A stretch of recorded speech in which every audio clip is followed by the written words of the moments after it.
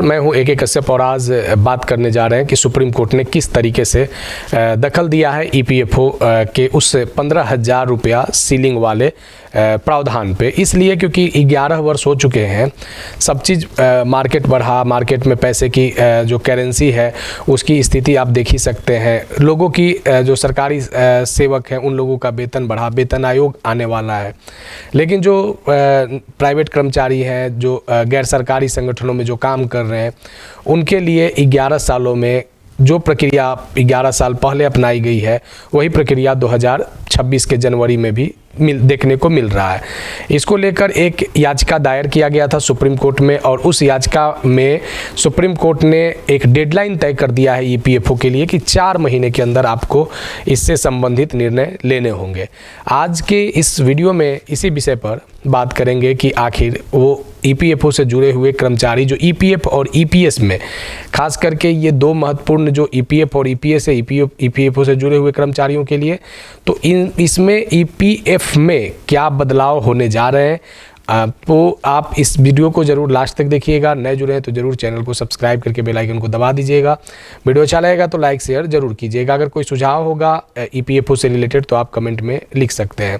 देखिए, चलिए यहाँ पे सबसे पहले जिन बातों को समझेंगे उसमें सबसे पहला वेज सीलिंग की बात है। 11 साल पहले ये तय किया गया था कि जिन लोगों का 15,000 या उससे कम सैलरी है उन लोगों को EPF में रखा जाएगा, यानी 15,000 से अधिक सैलरी वाले लोगों को इसका फ़ायदा जो है वो नहीं मिल पाता था। अब हुआ क्या कि 11 साल पहले, चलिए कुछ ये माना जा सकता है कि 15,000 रुपये का कुछ गैर सरकारी संगठनों में कुछ उसका एक वैल्यू रहा होगा, लेकिन 11 साल में क्या वो 15,000 का वैल्यू 2026 जनवरी में भी वही है। बड़ा महत्वपूर्ण ये दिलचस्प विषय है, क्योंकि जो स्थिति बना हुआ है बाजार व्यवस्था का, या जो परचेजिंग पावर कैपेसिटी जो रिलेटेड आप मार्केट में देख ही रहे हैं, जिस तरीके से वस्तुओं की महंगाई का जो सिलसिला बढ़ा हुआ है, और 11 साल पहले जो 15,000 की वैल्यू रहा था वही वैल्यू 2025 में भी सरकार यहाँ पे फिक्स किए हुए था। अब इसको लेकर लोगों में काफ़ी ज़्यादा एक कह सकते हैं कि लोगों में एक क्षुब्धता तो था ही, असंतुष्टि था ही। अगर इस विषय को अगर आप समझेंगे तो देखेंगे यहाँ पे कि इस कदर से लोगों में असंतुष्टि था कि EPFO में CBT की बैठक में भी ये बार बार मुद्दे उठे थे।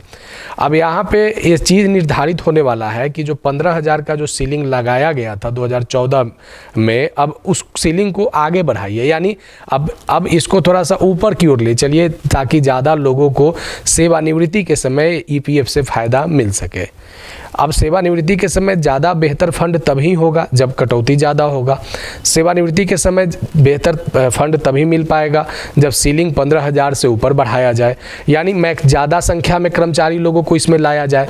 अगर 25,000 तक अगर इसे लाया जाता है तो एक बड़ी संख्या में यहाँ पे निजी क्षेत्र के जो एम्प्लॉई हैं तो वे लोग इसमें शामिल हो सकते हैं। और भारत में ये जो आप देख रहे हैं सेक्टर, जो प्राइवेट सेक्टर है, ये बहुत बड़ा सेक्टर है, और EPFO जो संगठन आप देख रहे हैं ये भी बहुत बड़ा संगठन है, जहाँ पे सबसे ज़्यादा एम्प्लॉय जो हैं वो इनरोल यहाँ पे हैं, जो लोग अपने फंड को EPFO में जमा करते हैं। कुछ एक्सपर्ट्स का क्या कहना है कि अगर 15,000 का सीलिंग से लोग संतुष्ट नहीं है तो कितना जा सकता है। अब यहाँ पे जो बातें हैं 21,000 और 25,000 का चर्चा चल रहा है, लेकिन 4 महीने में सारे चीज़ क्लियर हो जाएंगे। लेकिन अगर 25,000 का ये सीलिंग जाता है तो एक बड़ी संख्या में यहाँ पे और लोग इसमें शामिल हो जाएंगे, क्योंकि वैसे लोग जो 15,000 से अधिक रहे थे और 25,000 के नीचे थे, वे लोगों को इसका फ़ायदा नहीं मिल पा रहा था। अब उन लोगों को भी इसका फ़ायदा मिलने लगेगा। अब स्थिति क्या है कि अगर ऐसा होता है तो करोड़ों की संख्या में कर्मचारी इसमें शामिल हो जाएंगे। अब EPFO ने क्या इस पर अपना मंतव्य दिया था, क्या कहा था। CBT की बैठक हुई थी 2022 में। CBT की बैठक में ये महत्वपूर्ण मुद्दा उठा था कि कुछ सीलिंग को लेकर कुछ बातें हुए थे, और हुआ था कि इसके जो 15,000 का अमाउंट है, इसमें कुछ बढ़ोतरी किया जाए। जुलाई 2022 में इसकी मंजूरी दिया गया था, लेकिन इस पर कोई अमल नहीं हुआ। अब देखिए यहाँ पे एक बड़ा विषय ये भी रहा है कि ईपीएस के तहत जो पेंशन भोगी है, क्योंकि ईपीएफ जो है एक बड़ा रिटायरमेंट फंड को बनाता है और ईपीएस जो है वो सेवानिवृत्ति के बाद कर्मचारियों के भविष्य को तय करता है। अब यहाँ पे एक और डिमांड रहा था कि मिनिमम पेंशन हाइक को लेकर, खास करके ये लोग को 7500 रुपया प्लस डीए, उसके बाद चिकित्सा भत्ता का मांग रहा था। अब यहाँ पे लोग क्या है कि अब एक बड़े समय से लोग मांगते मांगते अब कह सकते हैं कि अब लोग निराश हो चुके हैं, क्योंकि इससे रिलेटेड सदन में भी क्वेश्चन किए गए हैं, लेकिन जो आंसर चाहिए, जो खास करके आंसर फायदे वाला जो चाहिए, जिससे उनका बेहतर एक जीवन यापन हो सके, वे अपने आजीविका के अधिकार से रिलेटेड जो अपने उनकी दैनिक दिनचर्या है वो कर सके, तो वहाँ पे उस चीज़ का इकोनॉमिकल रूप से उन्हें फ़ायदा नहीं मिल रहा है। इससे रिलेटेड सोशल मीडिया प्लेटफॉर्म पे, पेपर में, न्यूज़पेपर में काफ़ी चर्चाएं चलते भी रहते हैं कि किस तरीके से मिनिमम पेंशन हाइक को लेकर बातें किए जा रहे हैं। अब ये तो एक बड़ा डिमांड रहा है कि प्राइवेट कर्मचारियों को ये मिलना चाहिए, मतलब 7500 रुपया मिलना चाहिए प्लस डीए, और ये मिलना चाहिए, क्योंकि जो ये दो बातें यहाँ पे हम ज़रूर चर्चा करेंगे कि जो सीलिंग 15,000 तय किया गया है, अब केंद्र सरकार की जो न्यूनतम मजदूरी है उससे ज़्यादा न्यूनतम मजदूरी ही हो गया, यानी सीलिंग ही कम पड़ गया।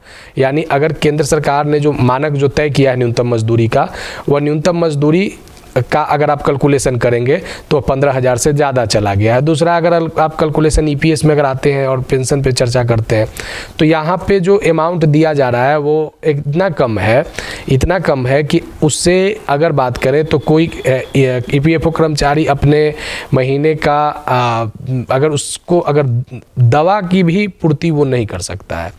अब इसके कारण जो भी यहाँ पे सरकार के जो भी पॉलिसी रहे हैं, जो उनके रिलेटेड फंड की बात हो या एक बड़ी संख्या में लोगों को देना हो, सरकार का भी एक अपना पक्ष होता है, क्योंकि इस तरीके का इनका जो कॉर्पस है वो तो बना नहीं है।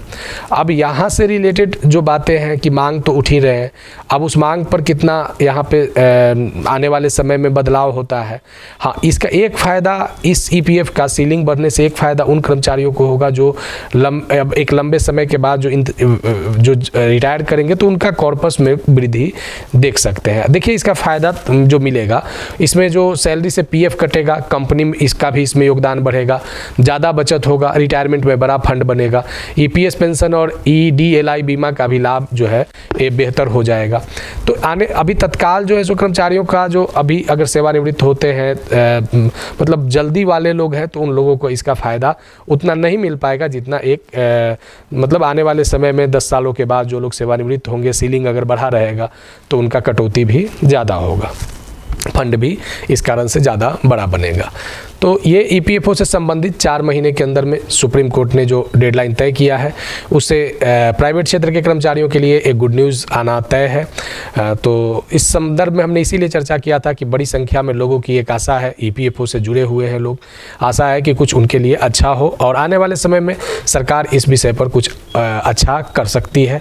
तो अगर आने वाले समय में इन्फॉर्मेशन अगर ईपीएफओ से रिलेटेड रहेगा तो ज़रूर हम आपके सामने लाएंगे।